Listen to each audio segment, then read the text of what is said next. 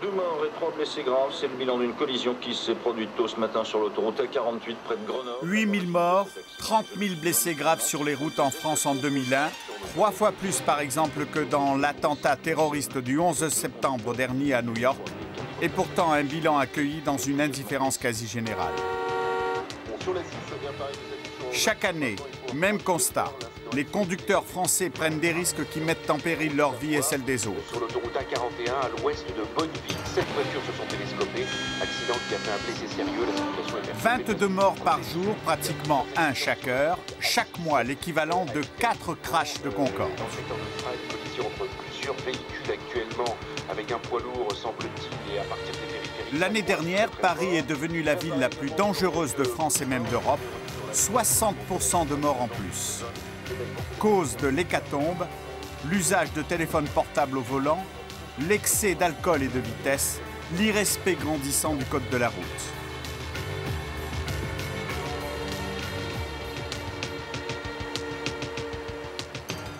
À croire que passer au rouge à Paris est devenu un sport lorsque l'on observe ce que nos caméras ont enregistré. Nous les avons placés pas plus de 15 minutes à différents carrefours de la capitale. Et voici ce que ça donne. Un festival de feux rouges grillés avec désinvolture de nuit comme de jour.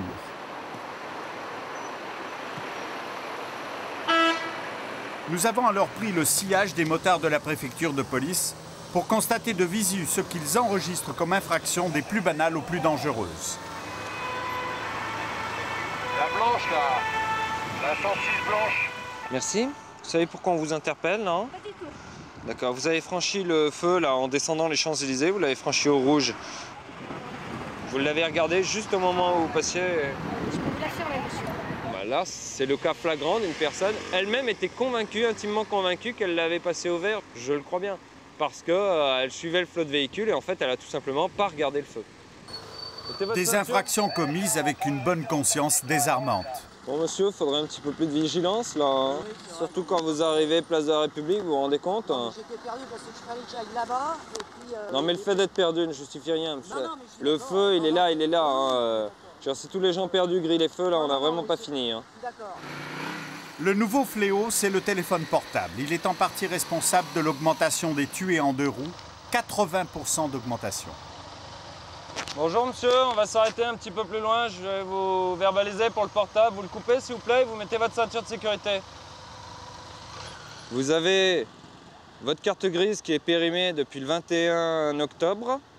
Votre permis de conduire, il est plus valide. Il faut que vous alliez le faire changer, c'est gratuit également. Je pense que là, vous cumulez un petit peu les infractions, monsieur.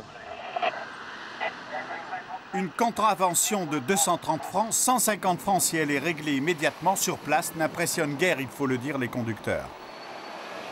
Vous vous rendez compte, monsieur, vous passez à Place de l'Étoile. Vous avez vu la circulation qu'il y a là, Place de l'Étoile? En apercevant le motard de la police, le conducteur de cette voiture rouge vient de cacher son téléphone portable. Il faut être adulte, il faut assumer un petit peu ce que vous faites. Vous comprenez? Le téléphone, il faut arrêter, d'accord? C'est trop dangereux. Vous ne savez pas conduire avec un téléphone, il faut arrêter, d'accord? Et c'est pas la peine de vous cacher comme un enfant pris en faute. Allez-y. Il y a les chauffards gênés, mais aussi les donneurs de leçons.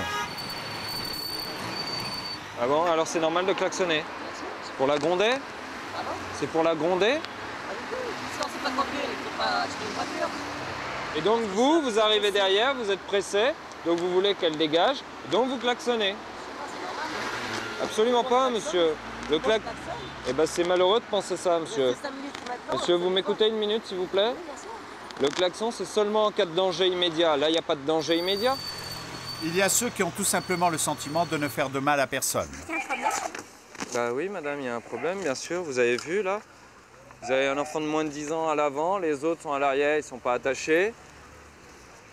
C'est effectivement un problème. Les petits trajets quotidiens, c'est vrai que c'est fastidieux de mettre et d'enlever les sièges. Et du coup, bah, elle préfère mettre ses sièges réhausseurs seulement sur les longs trajets. Petit déplacement, hein. Vous croyez que c'est sur les grands déplacements qu'il y a le plus de morts? C'est malheureux que je sois obligé de faire la morale à une mère de famille qui a 3 enfants, pas un seul attaché. Au moindre coup de frein brusque, même si c'est pas de votre faute, L'enfant il passe au travers du pare-brise. Vous savez le poids que ça prend un enfant projeté comme ça? Ça dépasse la tonne. Elle pense que ça ne lui arrivera pas à elle. C'est une démarche qui manque. Je pense que les gens n'ont pas un comportement assez adulte par rapport à la conduite, tout simplement. Cela ne peut pas nous arriver, cela n'arrive qu'aux autres. Par exemple, la dame que cette ambulance conduit aux urgences à l'hôpital du Kremlin-Bicêtre. Il y a une demi-heure, elle s'apprêtait à traverser à pied le carrefour de l'Odéon en empruntant ce passage pour piétons. Elle n'est jamais parvenue de l'autre côté de la rue. C'est un camion Ben qui a heurté et renversé un piéton, qui a pris la fuite. On a une immatriculation qui est imparfaite, apparemment c'est même pas la bonne immatriculation. Le témoin qui n'a pas relevé l'immatriculation du camion l'a vu passer au rouge. La piétonne renversée a eu les deux jambes broyées par les roues de la remorque. Le camion traversait où? Voilà, donc il est comme ça, il traversait la chaussée dans ce sens-là. Et il a percuté le piéton. Ici? Sur les passages piétons, voilà. Et on a encore les marques sur le sol. Le piéton était projeté 2-3 mètres après le passage piéton. Il y a des témoins de cet accident, madame? On est à la recherche. Les gens sont un petit peu indifférents de tout ça. Hélas, bon, peut-être qu'ils n'ont pas pris la mesure, on fera un appel à témoins. L'auteur de l'accident, vous pensez le retrouver? Là, j'espère qu'il sera interpellé rapidement, normalement dans les 24 heures. Les délits de fuite arrivent souvent? De plus en plus ou? Je ne vais pas dire de plus en plus, mais c'est courant. Des témoins qui ne viennent pas témoigner et des chauffards qui s'enfuient. Tous les jours, les policiers du service central des accidents vivent cette situation. À Paris, on considère que 10% des auteurs d'accidents disparaissent avant l'arrivée des secours. On ne les retrouve que très rarement. Les enquêteurs n'ont pas réuni beaucoup d'éléments qui puissent les mettre sur la piste du conducteur du poids lourd. Mais chose rarissime, un témoin qui, il est vrai, est un policier en civil, était sur place et s'est aussitôt manifesté. C'est un témoin? Oui, c'est un témoin. C'est-à-dire c'est quelqu'un de vos services qui était là? C'est quelqu'un, c'est un policier qui a apparemment vu l'accident. On est toujours en train d'essayer d'identifier le camion qui est auteur de l'accident quand même. Le jeu, c'est ça pour l'instant. Qu'est-ce que c'est comme genre de camion? C'est un camion Ben rouge. Le policier témoin faisait des courses avec sa compagne lorsqu'il a entendu les cris de la victime et des témoins et vu le camion s'enfuir. On finissait de traverser, c'était encore vert, donc ça devait être vert quand la personne a été arrêtée. C'est un endroit qui se faut arrêter parce qu'elle a hurlé tout de suite. Ah ouais. C'est bon, c'est vrai que c'était pas joli joli. Hein. Ouais, c'était au niveau des jambes, je crois. Oui. Ouais. Excusez mon collègue, donc voilà, donc on va quand même faire obtenir. Mon collègue s'occupe de tout, moi je m'occupe de toi. Pourquoi je les suis? Ses jambes sont ici, sa tête est là. Donc il est passé sur les jambes. Donc il voit le reste du corps quand même. Faut peut-être pas. Et puis les cris, faut peut-être pas non plus. Et le camion était rouge. La benne était rouge. La benne qui était rouge. C'est la benne qui était rouge. Ah. Ce témoin a eu le réflexe de se porter au secours de la femme renversée et sa compagne, elle, a relevé une partie des numéros de la plaque d'immatriculation du camion. Et cela est suffisant pour le retrouver et obtenir son numéro de portable grâce à son patron. C'est tout neuf, celui-ci. Pour le moment, on a deux véhicules, donc on va éliminer l'un ou l'autre. En fonction, dès qu'on aura retrouvé l'entreprise, on demandera le trajet, ce que devait faire le camion ce matin, et puis on verra s'il y en avait un qui devait aller sur Paris ou pas. Eh ben, on va essayer de les appeler aussi. Trouve-moi le numéro de l'entreprise, on va savoir Voilà, si il on faut savoir un véhicule sur Paris avec l'itinéraire du véhicule. Si on arrive à identifier, à retrouver le conducteur du véhicule, on l'amène ici, aujourd'hui. Mais bon. Attendez, quittez-moi. L'accident, c'est sur le 6, c'est ça? Oui, c'est bon. Oui, Carrefour de l'Odéon.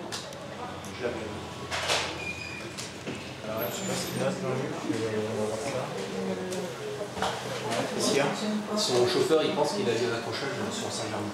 L'adresse précise du chantier, vous la connaissez? Non? Vous avez eu un problème, c'est ça? Bon, vous êtes où là? Vous êtes où exactement? Vous conduisez là? Bah alors donnez-moi un point de chute où on peut aller vous voir. Rien, monsieur. J'étais pas sur place. Vous avez un numéro? Ce serait le conducteur, il dit qu'il a eu un problème. Il parle pas du piéton, il parle de rien. Si, il parlerait du piéton, mais j'ai pas voulu trop en parler. D'accord.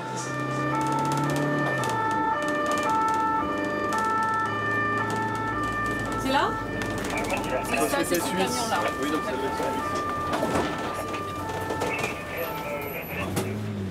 Regardez sur place. Le conducteur du camion retrouvé a une cinquantaine d'années. Il confirme qu'il est bien passé au carrefour de l'Odéon vers 10 h du matin, mais il ne parle pas de l'accrochage ni d'un choc quelconque. Le carrefour de l'Odéon, la benne rouge, l'immatriculation, le camion est très certainement celui-ci. Il faudra en apporter la preuve. Le chauffeur confirme qu'il n'a rien vu. Là, ça serait une trace de sang de la victime. D'après ce que dit le conducteur, il est passé à cet endroit-là, à ce moment-là. La benne rouge qui correspond au témoignage, le poids lourd, le tracteur, tout semble concorder. Pour nous, vous avez pris la fuite. Non. Je vous explique. Vous n'êtes pas resté sur le lieu de l'accident, donc à partir de là, vous avez fait un délit de fuite. On n'a pas pu vous identifier. Laissez-nous finir. Vous êtes parti. Donc à partir du moment, même si vous n'avez pas pensé qu'il fallait faire la démarche de faire une démarche arrière et de venir vérifier que vous n'aviez pas renversé quelqu'un.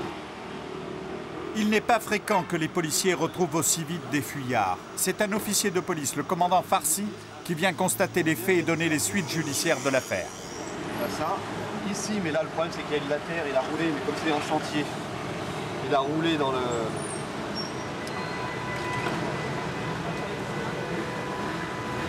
Quelqu'un vous a dit vous venez de commettre un accident et vous vous êtes enfui. Ah, pas du tout, monsieur. Bah oui, parce qu'on vient de vous retrouver maintenant seulement. Oui, monsieur. Bon, monsieur, vous êtes placé sous le régime de la garde à vue. Voilà, vous souhaitez avoir un médecin, prévenir un membre de la famille, voir un avocat. Oui, monsieur. Vous avez un avocat? Je suis par mon patron. Voilà, donc vous êtes en position de garde à vue, monsieur. Ce qui s'est passé pour ce monsieur, il y a quelqu'un qui a signalé qui lui a signalé ça? Oui, oui. Donc il s'est sur place? Oui, justement, c'est un voyou. Quelqu'un donc lui a dit vous venez de commettre quelque chose. Sur place là-bas. Oui, sur place. Mais bon, faut vérifier tout ça. Un témoin aurait donc alerté le chauffeur de l'accident qu'il venait de rouler sur une passante. Et celui-ci, au lieu de s'arrêter, aurait pris la fuite. Asseyez-vous. Au service central des accidents, on connaît bien ce type de comportement habituel des chauffards.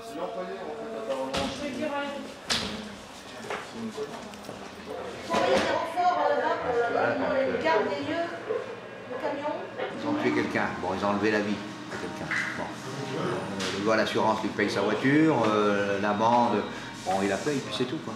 Je veux dire, bon, il s'en sort bien par rapport à une famille désarticulée.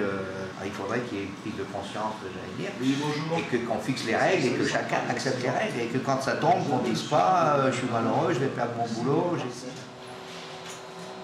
Pour l'instant, le chauffeur du poids lourd ne dit rien et ne reconnaît rien. Il ignore que la fille de la victime vient d'arriver au commissariat. La jeune femme revient de l'hôpital du Kremlin-Bicêtre. Les médecins lui ont annoncé que sa mère devait être amputée des 2 jambes et qu'elle aura du mal à résister au choc opératoire. Sa mère sera peut-être morte cette nuit et pour moi on l'a tuée, c'est clair. Ce qu'on nous a expliqué, c'est que un chauffeur de poids lourd avait grillé un feu et que ma mère traversait. D'après ce que je connais de la loi, c'est pas puni suffisamment. C'est tout, c'est puni, je crois c'est considéré comme... alors il y a délit de fuite, je crois que s'il encourt 2 ans maximum de prison, c'est le grand maximum. Voilà, c'est tout, c'est un meurtre pour moi. Bonjour madame. Bonjour. Vous êtes la fille de l'âme. Je vais vous entendre dans quelques minutes, je suis en train de prendre un peu connaissance du dossier, un peu plus. Il y a au moins un témoin dont la parole ne variera pas. C'est le disque du camion. En fonction de son emploi du temps et de la distance, on peut savoir précisément à tel endroit s'il s'est arrêté combien de temps. Et en effet, il faut savoir l'interpréter. On voit qu'à 10h10, il y a un moment, ça chute, la vitesse chute d'un coup, comme s'il y avait un léger freinage. Ça repart légèrement et là, il s'éloigne. Là, on voit qu'il reprend de la vitesse puisqu'il monte, il arrive à monter jusqu'à 65 km/h. Lorsque les enquêteurs commencent l'audition du chauffeur, celui-ci continue de dire qu'il n'a rien vu, rien senti. Je vais passer le verre, je vais passer ma première. Je vais coller gentiment, doucement.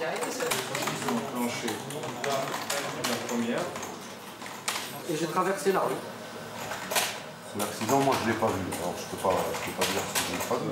Vous croyez qu'on roule sur quelqu'un comme ça, ou qu'on peut percuter quelqu'un sans se rendre compte même qu'on a touché quelqu'un? sûr, avec un grand camion comme ça, peut-être avec une voiture.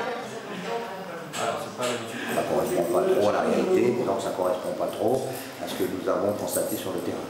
Sur le disque de contrôle, il y a une période de 15 minutes d'arrêt. Donc un feu rouge, c'est 1 minute, 2 minutes. Donc il faudra qu'il nous dise pourquoi il a garé son camion pendant un quart d'heure. Ce qui veut dire, ce qu'on pense peut-être, c'est qu'il a laissé son camion, qu'il est revenu sur les lieux d'accident, qu'il a vu que les pompiers, la police étaient là, etc. Pourquoi est-ce qu'il ne s'est pas constitué prisonnier? Pourquoi est-ce qu'il n'a pas dit c'est moi? Et les taux se resserrent. Dès que vous êtes dans Paris, vous roulez à moins de 60. Il y a l'accident, 5 minutes après, vous êtes à plus de 60 km/h. Une personne, même si elle fait 50-60 kg, ne me dites pas que vous le ressentez pas. Avec les roues dessus. Ça, je sais pas, c'est à vous de le savoir. Mais il a pas. Vous avez vu votre véhicule? Vous avez vu l'état de votre véhicule après? Vous avez vu l'état de votre camion? L'état des roues de votre camion? Ah. Parce qu'on a des gens qui écrasent des gens et disent je roulais sur un carton, sur un sac poubelle. On sait que vous avez peur, on sait que vous n'êtes pas un criminel à la base, mais vous avez fait une connerie, malheureusement. Au lieu de vous être arrêté pour la payer, cette connerie, vous avez été plus loin, et maintenant, quand vous pensez que c'est irréparable, vous allez au fond de votre idée. Et c'est ça qui est triste. Vous ne savez pas mentir, vous n'êtes pas un menteur. Vous ne savez pas mentir, nous on le voit, et on a des éléments qui nous apportent que vous mentez. Maintenant, je vous laisse parler. Et l'homme commence à céder. Et là, j'ai senti une secousse. Oui. J'ai rien vu. Je dis, bon, bah, peut-être c'est pas moi. J'ai pas vu quelqu'un par terre, j'ai pas vu quelqu'un... Vous êtes sûr que vous n'avez pas vu quelque chose? Je vous assure, sur la tête de mes gosses. Non, ne jouerez pas. Donc vous ressentez un choc et vous ne vous arrêtez pas pour voir ce qu'il y a. Trouvez-vous votre comportement normal? Il n'y avait rien d'anormal pour moi. D'ailleurs, le conducteur reconnaît aussi qu'un passant l'a alerté. Vous voyez déjà au rétro, il faisait des signes. Vous faisiez des signes en rétro? Lorsqu'il est venu à ma hauteur, donc j'ai baissé ma fenêtre, c'est ça? Voilà. Vous avez ouvert votre porte? Non, j'ai ouvert ma fenêtre. Et c'est alors? Il y a quelqu'un qui est par terre. Vous êtes sûr qu'il vous a dit, je ne sais pas si c'est vous qui l'avez renversé? Non, il m'a dit, vous l'avez renversé. Vous ne pouvez pas faire de mesure sur la petite place. Je suis obligé de manœuvrer. J'ai paniqué, j'ai eu peur, voilà. 11 heures après l'accident, le conducteur du camion confirme qu'il a bien écrasé les jambes d'une passante. Je suis désolé pour la dame que je n'ai pas vue, sinon je me serais arrêté sur place. Pourquoi alors ne pas être retourné sur place à ce que vous l'avez su? Je n'ai pas peur de perdre mon emploi car je suis le seul à travailler dans la maison et ma femme ne travaille pas. Vous le lisez. Autant d'arguments souvent avancés qui n'emportent pas la conviction du policier. Il prétexte la panique et le fait de devoir faire un certain nombre de tours dans la journée. Pour moi, ça ne tient pas debout. Pourquoi? Pour moi, tout simplement, il a pensé qu'on n'avait pas pris son numéro et qu'il allait s'en tirer très bien. Et que, pour moi, il n'a même pas vu le sang sur la route, parce que s'il avait vu, je pense que peut-être il aurait nettoyé, mais ça, j'en sais rien. Le lendemain matin, l'état de la victime est stationnaire. Les chirurgiens ont retardé l'amputation. Ils craignent qu'elle ne résiste pas à l'intervention. Le chauffeur a passé la nuit au poste où un autre témoin vient déposer, cette jeune femme qui s'est précipitée vers la dame qui venait d'être écrasée. Je cours, je vais vers elle, voilà, comme ça. Voilà. Et puis, donc là, il y avait déjà un attroupement avec la personne qui était à terre. Et puis, je lui ai posé des questions. Ce qui est sidérant, c'est que des dizaines de personnes ont vu les faits. Ce qui est triste de voir, c'est que cette femme, elle allait voir son fils, elle était toute maquillée, toute jolie, et puis 5 minutes après, elle se retrouve comme ça par terre, et elle dit je vais mourir. On me dit non, c'est pas possible, ça ne peut pas arriver comme ça. Et puis après, j'ai vu ses jambes, je dis c'est incroyable. Sur ces dizaines de témoins, 3 seulement ont jugé utile de se faire connaître. Et c'est une nouvelle caractéristique du comportement des Français en matière de sécurité routière. En fin de journée, un nouvel élément qui n'arrange pas les affaires du chauffeur parvient aux enquêteurs. On vient de recevoir le résultat du laboratoire, comme quoi il était positif au cannabis. Quelqu'un qui fume du cannabis a des réflexes totalement perturbés au volant d'un véhicule. C'est un taux quand même important? C'est relativement important. On a déjà vu plus, mais avec le taux qu'il y a, c'est assez important. L'homme a plus de 50 ans, il n'a pas le profil de l'intoxiqué notoire, mais le laboratoire est formel. Il a fumé du cannabis le matin, juste avant l'accident. Les policiers ne procèdent à cette recherche de traces de stupéfiants qu'en cas d'accident très grave. Il n'empêche que l'an dernier, à Paris, 14% de ces prélèvements se sont révélés positifs. Arrivé 37 Bravo au dépôt sans incident. Après 48 heures de garde à vue, le conducteur du camion est amené au dépôt du palais de justice de Paris où le procureur de la République décidera de son sort. Il risque 6 ans de prison, mais jamais quelqu'un n'a été condamné à cette peine en France. Après 15 jours de détention provisoire à Fleury-Mérogis, le conducteur a été remis en liberté jusqu'à son procès. La dame, qui avait été renversée au carrefour de l'Odéon, est morte. En matière d'infraction, les excès de vitesse sont les plus répandus, les plus meurtriers, surtout sur les autoroutes. Lui, il roule à... Ouais, moi je roule doucement avec les enfants, les petits. Mais lui, il roule je sais pas combien. Il a dérapé. Là, bon, il pleut aussi, hein. Il a rentré dans une flaque d'eau. Paradoxe, si la sécurité des routes et des automobilistes a fait des progrès, elle pousse les conducteurs à prendre plus de risques. L'antipatinage. Ah oui. Ben, ça n'a pas servi, hein. Ça marche pas. Direct, ouais. Puis j'étais obligé de freiner sec pour ne pas le cogner encore. Et là, j'ai freiné, enfin, j'ai tapé les barrières. Même avec l'ABS, hein, ça marche pas. Hein. Ah, putain. Fais gaffe! Sur accident! Et le risque que courent en permanence les sauveteurs sur les autoroutes, c'est le suraccident, l'incapacité à stopper sa voiture lancée à grande vitesse. Hier matin, il y a quelqu'un qui s'est fait renverser. Quoi, hein. Un de notre collègue s'est fait renverser hier matin. Quoi, donc, on voit, quoi.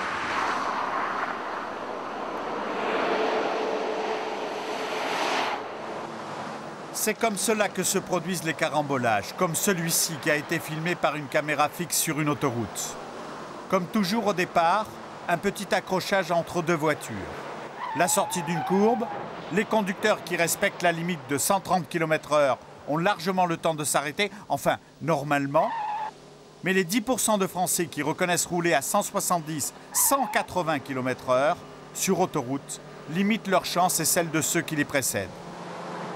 Sur les autoroutes, 1 mort sur 4 est tué dans ces carambolages.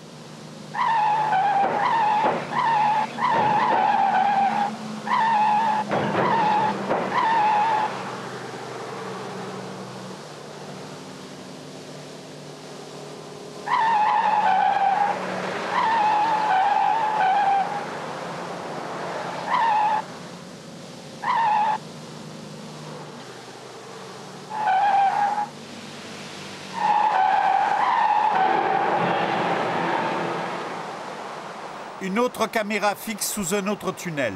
Là encore, ceux qui vont trop vite n'ont aucune chance et n'en laissent pas beaucoup à ceux qui sont devant eux. En réalité, les autoroutes sont 4,5 fois moins dangereuses que les routes nationales et départementales. 40% des tués sur autoroute n'avaient pas leur ceinture de sécurité.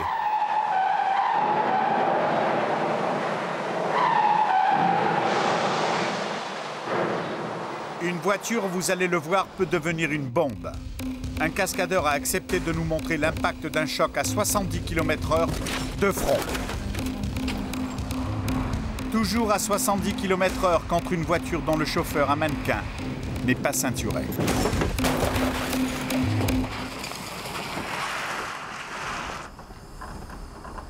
Mais ce n'est pas à 70 km/h que se produisent les accidents graves sur les autoroutes. Nous sommes le 16 décembre 2001 du côté d'Orly. Et si ces automobilistes sont ralentis et canalisés sur une file, c'est pour permettre à ces gens de planter des petits sapins de Noël au bord de l'autoroute. 5 sapins. 5 sapins pour 5 vies, ou plutôt pour 5 morts.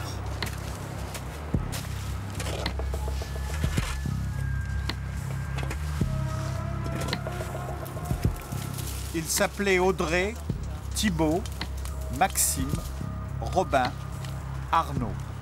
Ils avaient 19 et 20 ans. Eux roulaient normalement, c'était les vacances scolaires. Robin, pour ramener ses amis, n'avait pas bu d'alcool. Par contre, celui qui les a tués avec sa voiture en avait consommé. Sur mon courrier, oui, ça c'est sûr.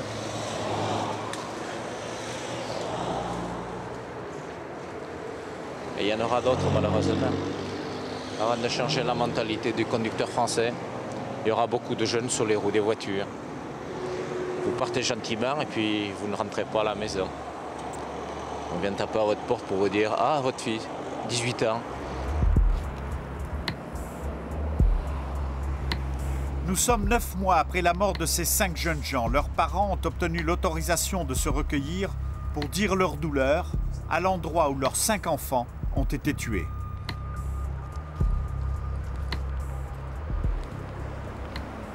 Nous sommes revenus sur les lieux de l'assassinat parce que c'est un assassinat.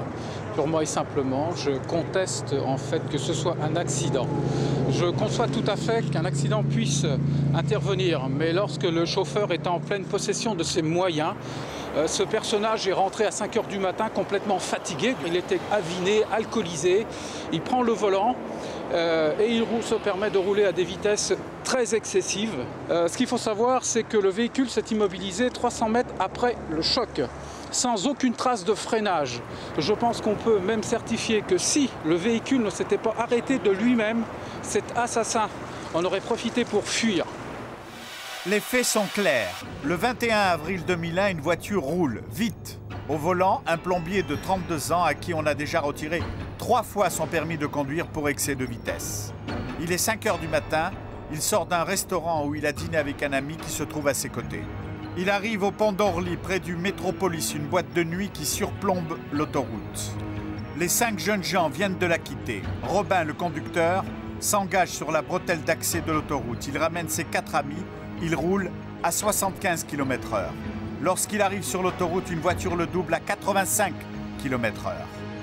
Les 2 voies de l'autoroute sont donc occupées lorsque déboule la voiture noire du plombier, incapable de ralentir et de maîtriser sa vitesse.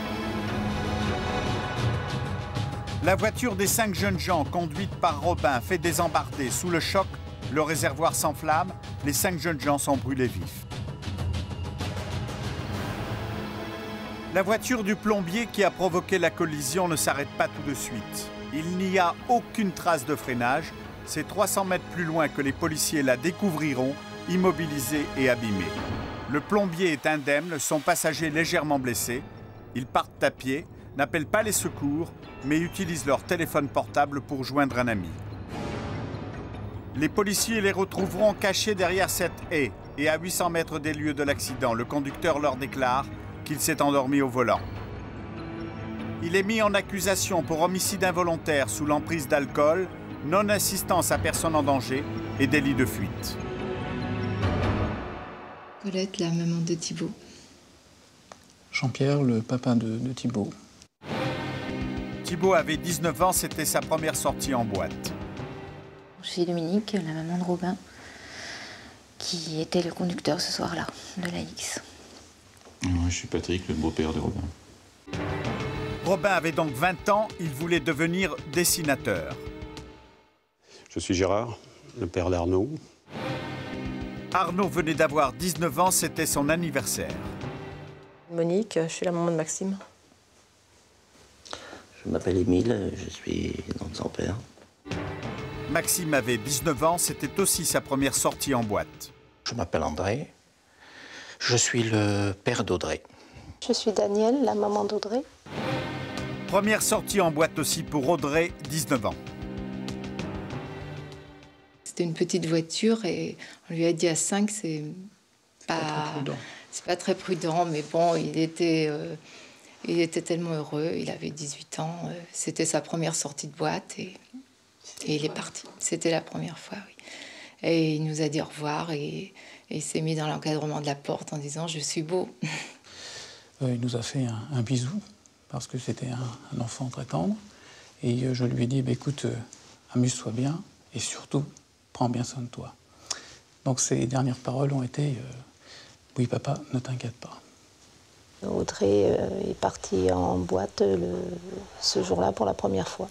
Ça faisait 4 ans, le vendredi 20 avril, que son frère aîné était décédé, mort sur la route parce qu'un monsieur de 83 ans, titulaire d'un permis permanent, pour moi l'a assassiné.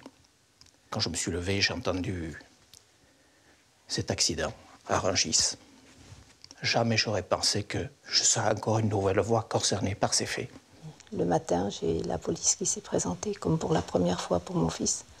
2 fois, à 4 ans d'intervalle, c'est beaucoup.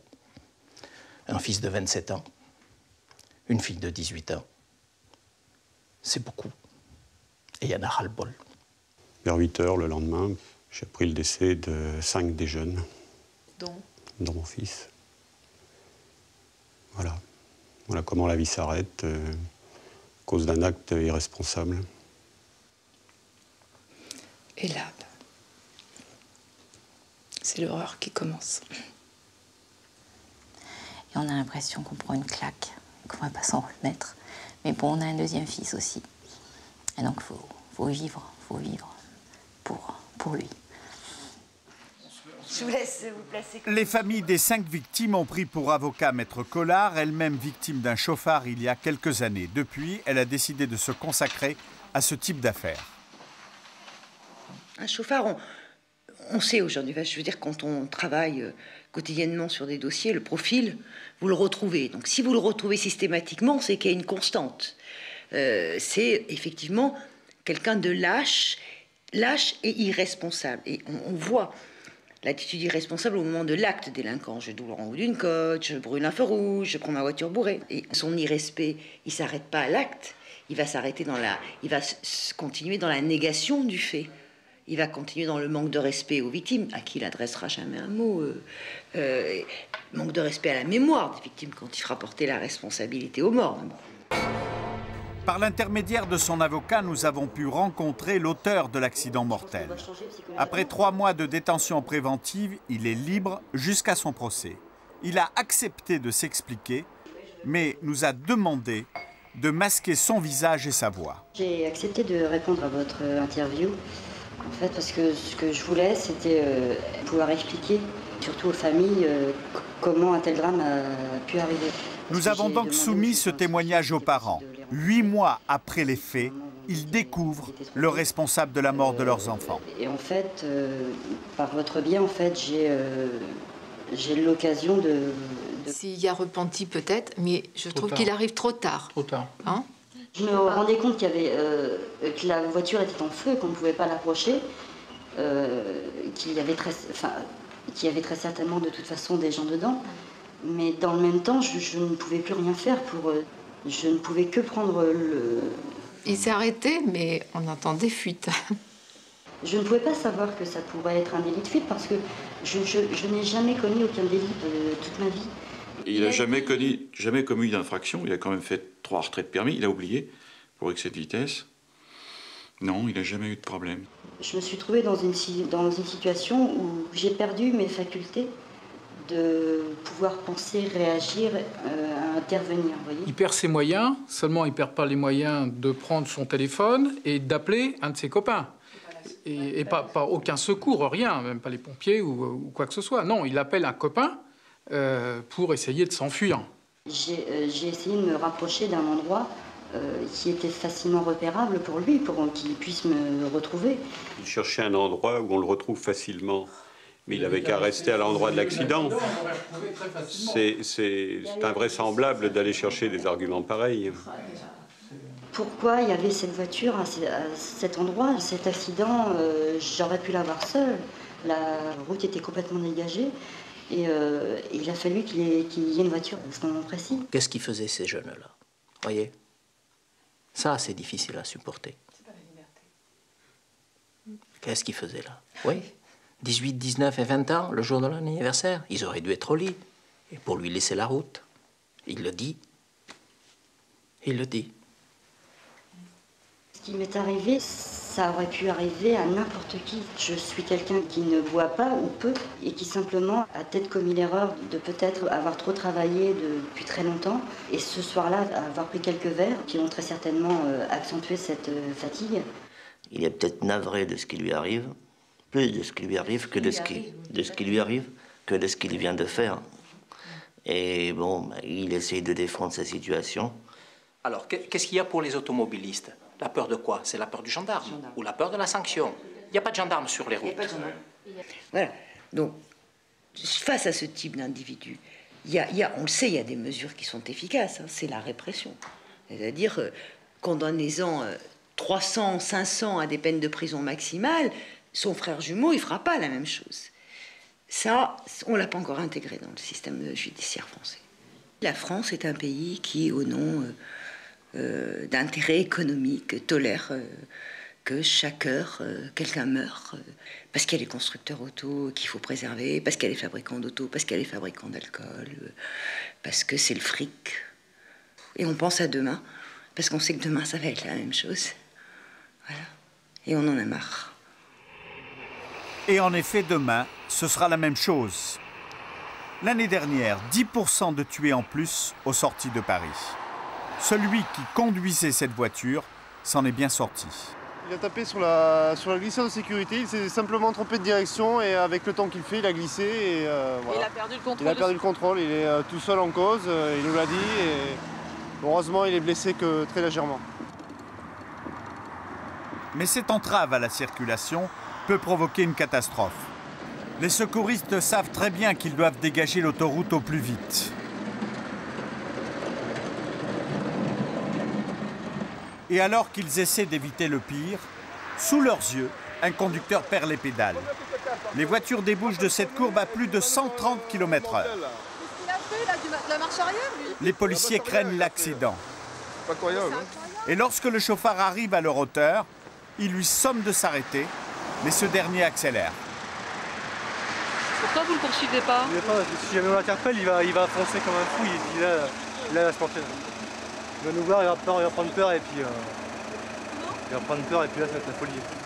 Il va nous voir arriver, on va faire la sénérité, il va accélérer. Puis... Il va prendre la fuite. C'est clair, hein. Il ne faut rien faire. C'est comment c'est public, non? Ils ont le permis quand même, hein. C'est ça qui est triste. Une police désabusée qui souvent n'a été ni recrutée ni formée à la police de la route comme aux États-Unis, en Angleterre ou en Italie. Et qui reste médusée devant cette voiture abandonnée en plein virage. Il y a les clés sur le contact. Apparemment, il n'y a pas de traces de sang dans le véhicule. Non. Non, alors c'est pas un véhicule volé apparemment? Apparemment non. Peut-être que la personne avait un peu bu et de peur du dépistage. Ou peut-être autre chose, je dis ça comme... C'est vrai que le week-end, on a beaucoup de véhicules abandonnés. Encore une fois, risque de suraccident si on n'arrive pas au plus vite. C'est-à-dire tout feu éteint? Voilà, tout feu éteint, véhiculé comme ça, à notre arrivée, et pas de conducteur. C'est sur les routes secondaires, on l'a dit, que se produisent les accidents les plus graves et les plus mortels. Sur cette route départementale de l'Essonne, 3 copains, des sportifs, qui venaient de disputer un match de handball, le 2 octobre 1999, roulent tranquillement en R5 rouge, à la sortie du village de Bruyères. Dans l'autre sens arrive une Golf, un bolide conduit par un prénommé Marc, 23 ans. Il n'y a pas beaucoup de visibilité à cet endroit, la signalisation est claire, il est interdit de doubler. Marc n'en a que faire. Il décide de dépasser la voiture qui le précède, il déboîte et franchit la ligne continue au sommet d'une côte au moment où débouche la R5 rouge. La collision est inévitable.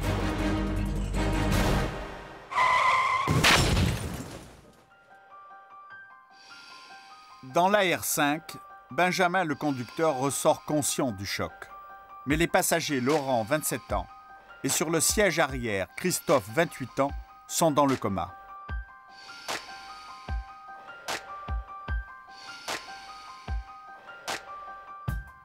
Marc, le conducteur du bolide, est blessé à la cheville.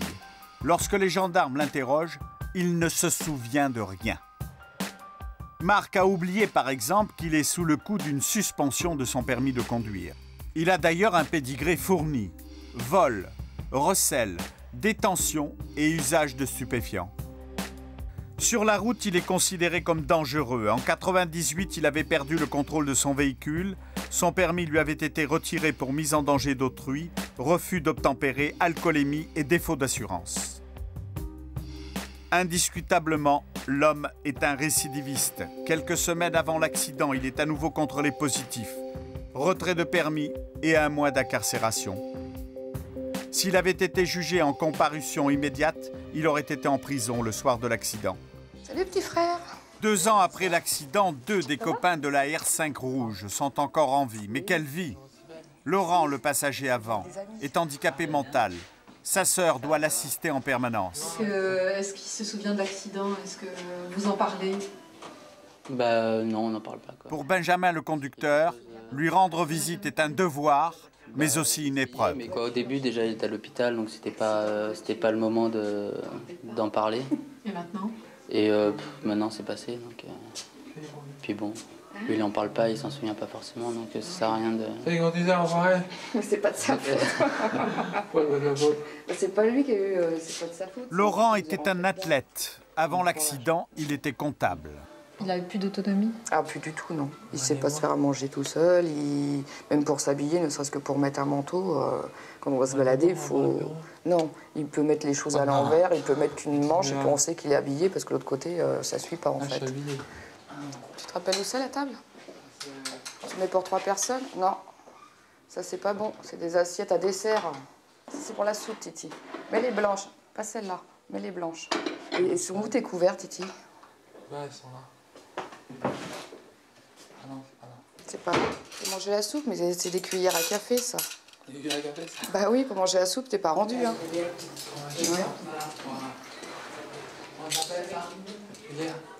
Ouais. C'est bien, hein? C'est bien. C'était les 7 qu'elle t'avait dit de ramener. Ça fait quoi? Mercredi dernier, ça fait 3 semaines. J'ai du mal à venir tout seul, quoi. Souvent, y a un autre ami qui vient avec moi. Pourquoi t'as du mal? Je sais pas quoi, il y a eu plusieurs fois où ça s'est pas très bien passé, quoi. Donc, c'est-à-dire, je suis arrivé, on a discuté 2 minutes et puis après, il a commencé à être un peu violent. Laurent a fait plusieurs séjours dans des hôpitaux psychiatriques. C'est en fait à coup de médicaments que les médecins parviennent à maintenir son calme. Le responsable de l'accident n'a jamais pris de ses nouvelles. Tu vas attraper froid. Les médecins n'ont rien pu faire pour Christophe, le passager arrière. Officiellement, Christophe n'est pas mort dans un accident de la route, ce n'est qu'un blessé grave. Il a mis 40 jours pour mourir, 40 jours de coma. Pour entrer dans les statistiques des tués de la route, il faut mourir moins de 6 jours après l'accident. 2 ans plus tard, la famille de Christophe est venue sur sa tombe parce que c'est aujourd'hui que la justice décide des responsabilités. Vu les circonstances de l'accident, c'était vraiment, comme on dit, jouer à la roulette russe, quoi. C'était qui tout double, quoi. Ce jour-là, il a quand même fait des gros dégâts. Le chauffeur fait des démarches pour venir à l'enterrement? Jamais. Non, jamais. Jamais, même demander des nouvelles. Non. 2 ans, c'est très long d'attendre le procès et je pense quand même que la personne qui l'a tué, je me demande si elle se rend compte du mal, de tout ce que ça fait. Il y a le jugement aujourd'hui et je vous dis, j'espère qu'il sera vraiment très très positif. Oui. Je le souhaite, vraiment énormément. Positif, ça veut dire qu'il soit condamné. Qu'il soit condamné, oui. Ouais. Je pense que toutes les 2 familles de ces 2 amis doivent penser aussi la même chose. Avec le papa, à tout à l'heure. Hein? Que justice soit rendue, voilà ce que souhaitent les proches des victimes. Le procès se tient au tribunal de grande instance d'Évry dans l'Essonne. C'est l'audience du jeudi. Toutes les semaines, les juges de la 7e chambre décident des peines appliquées aux auteurs des délits routiers. Pour les magistrats, une routine. Pour les victimes, un calvaire. L'audience est souvent douloureuse. Benjamin, qui conduisait la R5 rouge, n'a pas fini de souffrir. J'aurais préféré que ce soit moi qui le... Ce soit moi qui soit à la place de Laurent. Laurent, c'est son copain handicapé.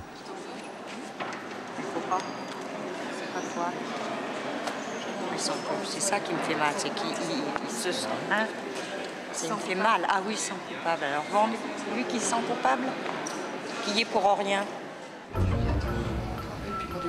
Laurent n'assistera pas au procès. C'est sa sœur Valérie qui est venue pour le représenter. Cela fait 2 ans que ces victimes n'attendent qu'une chose. De le voir. De le voir. L'assassin. Il a sciemment pris le risque de tuer quelqu'un. Il a tué. C'est la roulette russe, quoi. Vraiment, là, il y a quelque chose de volontaire. Les audiences des délits routiers, c'est la justice à la chaîne. Accusés et victimes sont convoqués à la même heure, au même endroit. Les accusés se présentent librement. Les rares qui ont fait de la prison préventive ont été en général libérés depuis longtemps. Il n'est pas là. Marc, l'auteur de l'accident, ne s'est pas présenté. Et vous n'avez pas averti? Vous avez pas... Non, et je lui avais demandé d'être là, donc je suis un peu étonnée. J'essaye de le joindre. Son avocate essaie de lui trouver une excuse. Non, il avait très peur d'affronter ce genre de situation et cette audience et les victimes parce qu'il est très dépressif. Je suis vraiment dégoûtée qu'il ne soit pas venu. Moi, j'aurais voulu qu'on le prenne avec des menottes, qu'on l'emmène. C'est lâche, c'est tout. Il prend pas ses responsabilités. Bon, alors déjà, il prend pas ses responsabilités et puis ben.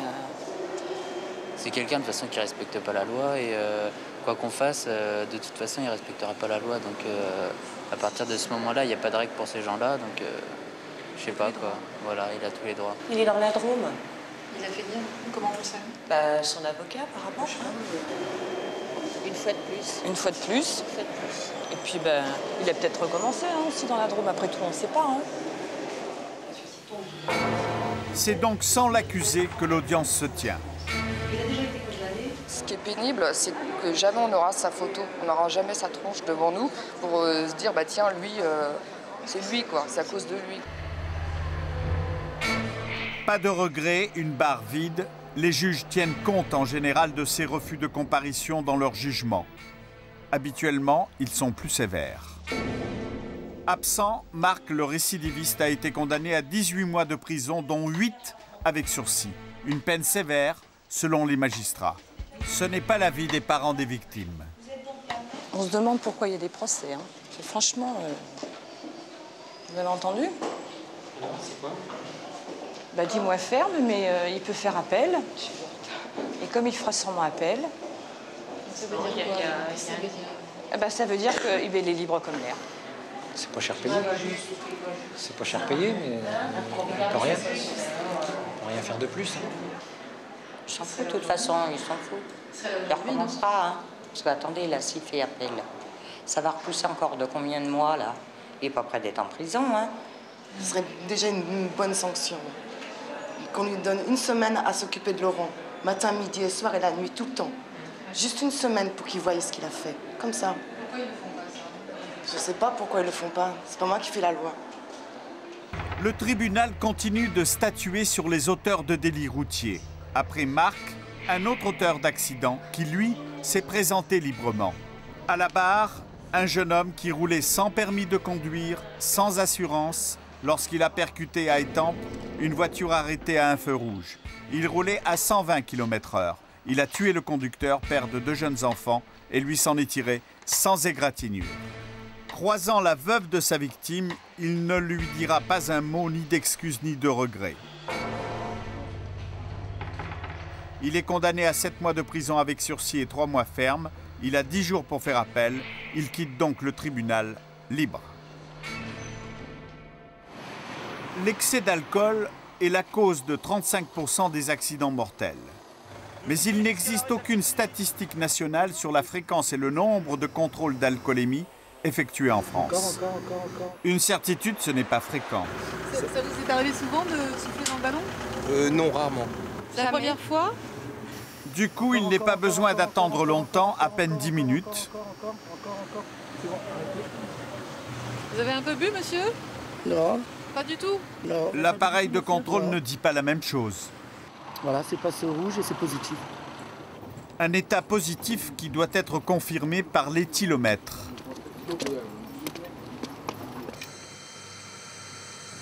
Encore. Alors là, l'appareil affiche 0,71 mg. Ces milligrammes par litre d'air expiré correspondent à 1,4 g d'alcool dans le sang. L'homme est ivre. J'ai pris une bière de Toulouse et c'est tout. C'est une personne qui ne se considère pas comme un délinquant. C'est le genre de personnage qui a l'habitude d'avoir un taux d'alcool en permanence, si minime soit-il.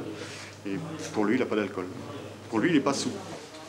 C'est dans la cellule de dégrisement que ce grand gaillard qui prétend n'avoir bu qu'un malheureux petit verre de bière va terminer sa nuit.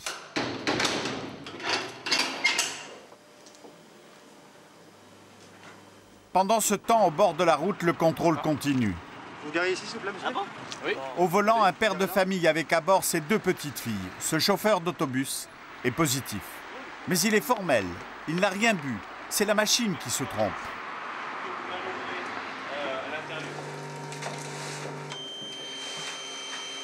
La deuxième machine doit également faire une erreur. Mais c'est pas 0,8 alors? Non, c'est là, il faut multiplier par 2, monsieur. En fait, la machine révèle que le père de famille a 1,6 g d'alcool dans le sang. Et il prétend toujours qu'il n'a rien bu. Non, je n'ai rien bu ce soir, ça j'en suis clair, j'ai peut-être bu l'apéritif ce midi, mais c'est ça, non? Je sors de la sieste là. Pour les kilomètres, à partir de 0,25, vous êtes en infraction. Il y a d'abord un retrait pendant 72 heures, et ensuite il y a une décision qui est prise par l'autorité administrative d'une suspension de permis de conduire.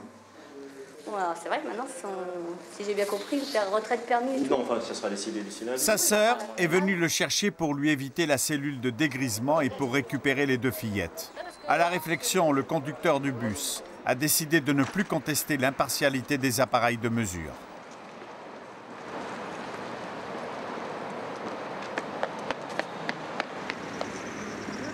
Ceux qui effectuent le contrôle au bord des nationales et des autoroutes trouvent aussi des conducteurs qui n'ont rien vu. Le papier du véhicule, s'il vous plaît. Vous venez d'avoir un accident? Monsieur, vous venez d'avoir un accident, là? Et c'est quoi le vert, là? Ici, là. Il vient d'avoir un accident, le monsieur, là. Il est sous, hein. L'homme est incapable de donner une explication.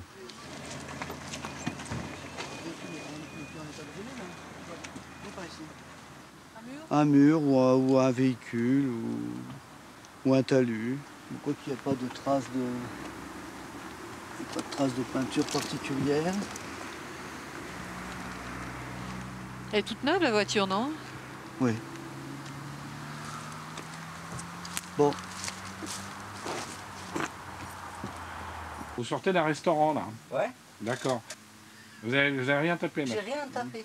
On pourrait craindre qu'il ait tapé autre chose et laissé quelqu'un sur le tapis. Donc on va faire le circuit jusqu'au restaurant, hein, parce qu'un choc comme ça, c'est quand même un choc important. Hein.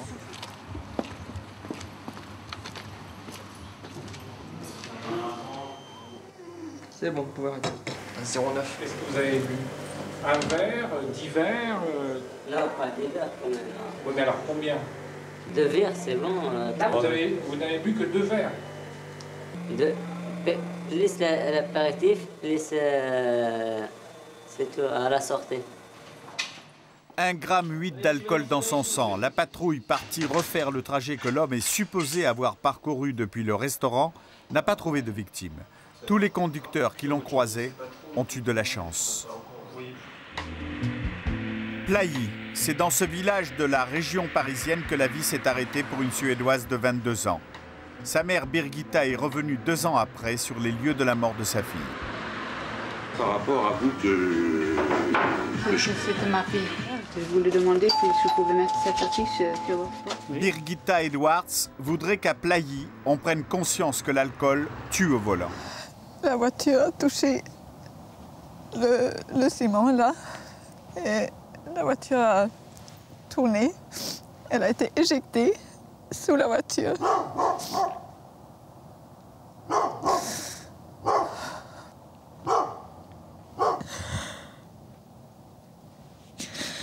C'est un jeune conducteur qui avait 1 gramme d'alcool dans le sang qui a entraîné la mort de Catherine. Elle était sa passagère. Il a perdu le contrôle de sa voiture dans un virage. Il a été condamné à 2 ans de prison avec sursis. Les Suédois ne comprennent pas qu'en France, la justice ne soit pas plus sévère. Chez eux, l'alcool au volant est assimilé à un crime. En Suède, on meurt 3 fois moins sur les routes, malgré les conditions climatiques. En réalité, les conducteurs ont appris à respecter scrupuleusement le code de la route, à commencer par les limitations de vitesse. Il suffit de dépasser de 5 km cette limitation fixée ici à 30 km/h et c'est le retrait du permis. Nous sommes allés chez les parents de Catherine, à 25 km de Stockholm. Birgitta, sa mère, y vit avec son mari et leur fils de 21 ans, le petit frère de Catherine, Henrik. Ça, ça veut dire...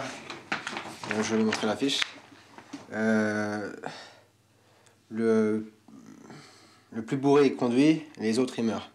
Et là, il y a marqué aller en voiture avec un copain qui a bu. Ça peut être le voyage le plus long que tu aies jamais fait. Hello. Les jeunes Suédois ont appris à limiter ce qu'ils appellent les partants pour le long voyage. C'est leur éducation, c'est aussi parce qu'ils savent que les sanctions sont lourdes. J'en connais un, il avait peut-être bu 1 ou 2 bières et il s'est fait prendre donc. Mais ils lui ont enlevé le permis pendant d'abord 1 an et après il doit le repasser quoi, tout le permis. Henrik va passer la soirée à Stockholm. Il a une voiture et son permis, mais il a également l'intention de faire la fête. 3 quarts d'heure de bus pour retrouver ses amis. Au-dessus, Ulrika. Ouais, pas de problème. En Suède et en Finlande, on se bourre bien la gueule. Ok. Elle rentre en bus, elle ne monterait jamais avec quelqu'un qui a bu. Never. Jamais. Jamais. D'ailleurs, qui a bu a intérêt à éviter de conduire. L'activité principale de la police de la route, ce sont les contrôles. 900 000 l'an dernier pour une population de 9 millions d'habitants. Sur quels critères vous arrêtez les conducteurs? Je les arrête au flair. D'accord. En France, le taux d'alcool au-delà duquel on est en infraction est de 0,25 g. Négatif. Négatif. Négatif. Négatif. Ici, c'est 0,10 g, la moitié d'un verre de bière. Combien c'est une amende si c'est positif? Si c'est positif, c'est la prison.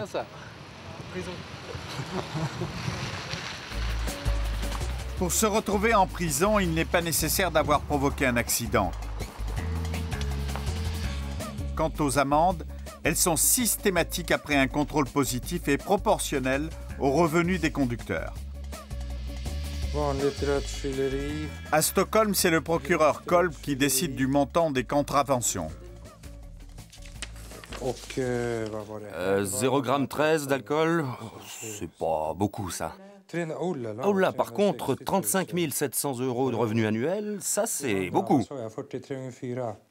Ah, pour lui, l'amende, ça fera 1 200 €. En France, à 0,13 g, il n'y a pas d'infraction, il en faut le double et l'amende est alors de 90 €. En Suède, lorsque le taux est plus élevé, le procureur n'hésite pas. Ça, c'est beaucoup. C'est prison, oui. Un mois de prison et retrait de permis combien? Au maximum. 2 ans, maximum. 2 ans. Oh, oui, oui, oui. Oh. En France, pour la même infraction, on risque de 2 à 6 mois de retrait du permis de conduire. Rien de plus. Grovt rattfylleri. Si on boit alcool volontairement. Et après, si on prend la voiture, rattfylleri. C'est un crime. D'après le procureur de Stockholm, le conducteur qui a provoqué la mort de Catherine aurait écopé en Suède au minimum d'1 an de prison ferme. Au minimum. En France, les juges lui ont accordé le sursis. En Europe, après le Portugal, c'est sur les routes françaises que l'on se tue le plus, 3 fois plus qu'en Grande-Bretagne ou aux Pays-Bas. Ce n'est pas la qualité des routes qui est en cause, mais bien le comportement des conducteurs, surtout la catégorie la plus touchée, les 15-24 ans. Vous avez eu peur? Non, j'ai pas eu peur, mais j'ai rattrapé heureusement parce qu'on serait parti de l'autre côté. Vous circulez vite là, non, on roulait à 80.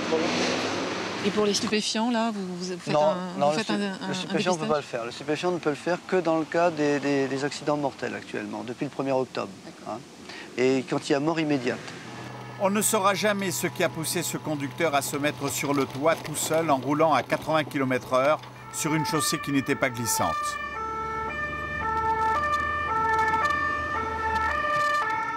Beaucoup de ces comportements dangereux se terminent moins bien. Comme ce motard qui allait beaucoup trop vite dans une courbe limitée à 50 km/h. Il a perdu le contrôle de sa machine tout seul. Hein, il a abordé la courbe trop rapidement et il est allé s'échouer dans les barrières en béton sur la droite. Alors, apparemment, il aurait tapé la ferraille là. Ah d'accord. Il y a de la chair. Ah voilà. Le choc a été là. Ah oui. Donc même le ça a explosé là, l'arraché. D'ailleurs le choc, d'où il est blessé de ce côté droit, ça correspond à l'impact de la ferraille. Gravement blessé, ce jeune homme n'est pas mort. Ce sont les motards qui l'an dernier ont contribué le plus à l'augmentation des victimes. 87% des tués en moto ont entre 15 et 44 ans.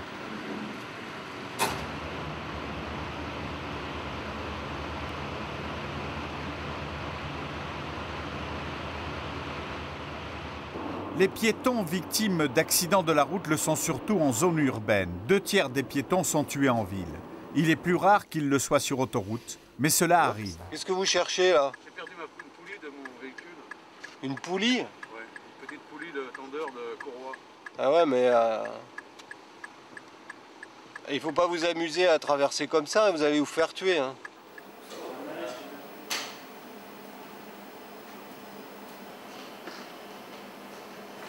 Il a traversé les voies, on ne sait pas pourquoi. Il risque de se faire écraser, de se faire percuter par un véhicule. Surtout qu'il n'est pas très visible, il est habillé en sombre. Il se fait frôler par les véhicules et c'est très très dangereux là. En 2001, sur les seules sorties sud de Paris, 9 piétons égarés ont été écrasés. Là, on est apparemment en présence d'un accident qui serait grave, puisque c'est un piéton qui s'est fait percuter. Donc là, nous sommes sur l'autoroute A6 en direction de la province, au niveau de la très célèbre cuvette de l'Essonne. Selon les statistiques, la vie d'un piéton qui marche au bord d'une voie rapide n'excède pas 20 minutes. Je vous demanderai de ne pas aller plus loin, s'il vous plaît. Pourquoi? Parce que nous avons des organes qui sont... Nous avons des organes qui sont éparpillés sur l'autoroute. Je roulais normalement en direction de Fontainebleau, je devais être à 120, juste comme ça. Et un monsieur a traversé l'autoroute en courant.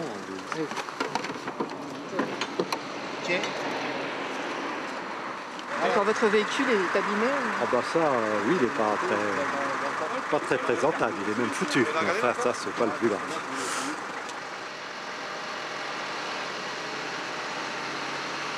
Son identité, nous avons réussi à la déterminer de par la banane qu'il avait avec lui, puisqu'il y a ses papiers qui étaient à l'intérieur. Et le visage n'est pas trop touché, donc on peut facilement le reconnaître.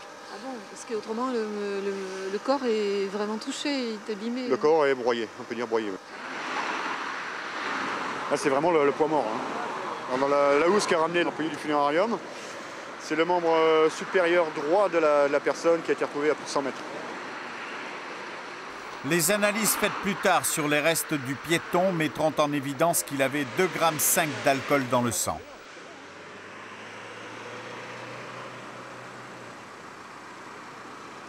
Au pied de la cathédrale du Mans, une jeune femme est venue entamer une croisade qui lui tient à cœur. Je m'appelle Florence, je suis bénévole à la Fondation Anne Sellier parce que j'avais un petit garçon. T'as quel âge?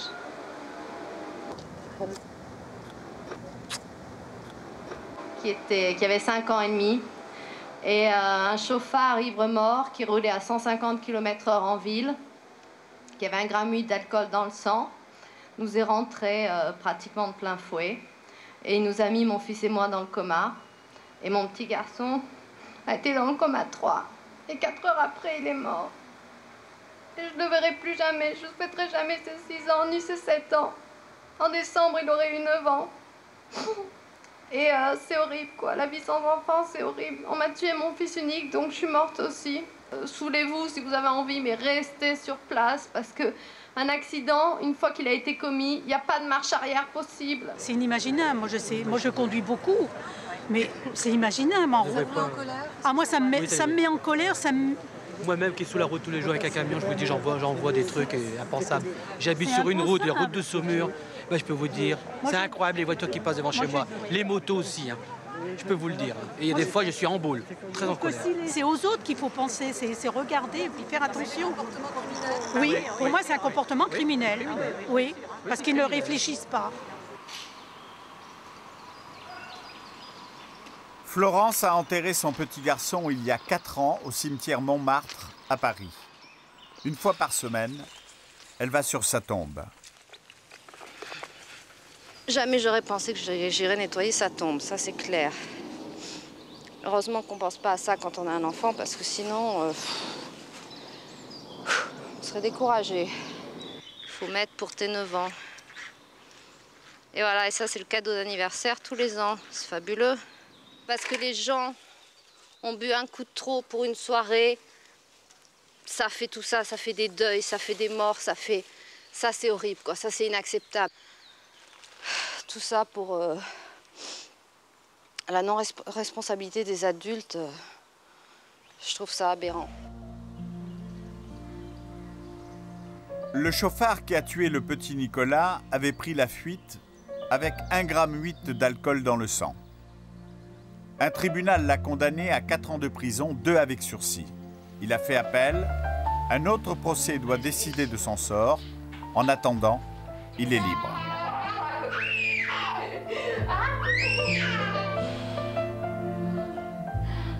En France, les forces de l'ordre, qui ne sont pas formées au rôle de police de la route, savent très bien qu'aucune prévention n'est efficace sans répression judiciaire.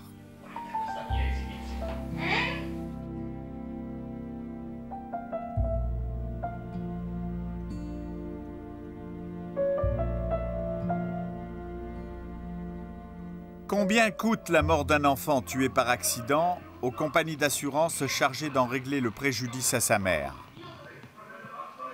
La mort d'un enfant, il faut savoir que ça vaut entre 70 et 150 000 francs. Mais mon fils, mais il vaut des milliards de lingots d'or, de genre. Enfin, ça paraît tellement aberrant qu'on dit oui, bon, d'accord. Donc ça, c'est classé, voilà. La vie d'un enfant, c'est 70 minimum, maximum 150 000. Un petit Nicolas, il en meurt un chaque jour sur les routes de France. Un chaque jour. C'est-à-dire entre 0 et 10 ans ou 15 ans. Après, c'est 15-25 ans, c'est 6 par jour, etc., etc. Et toute catégorie d'âge confondue, on est 1 par heure à mourir. C'est fabuleux.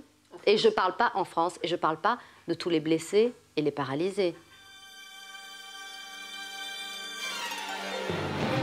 Chaque année, les accidents de la route coûtent en moyenne aux Français 18 milliards d'euros.